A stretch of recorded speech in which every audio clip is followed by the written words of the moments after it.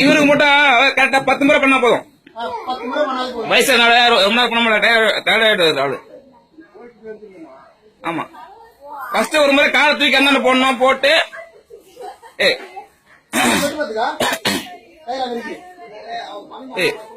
10 முறை பண்ணும்.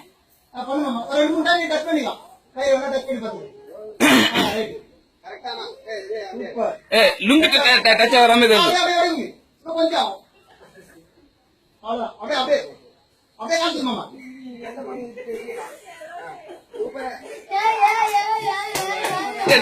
டச் ஆகிற மாதிரி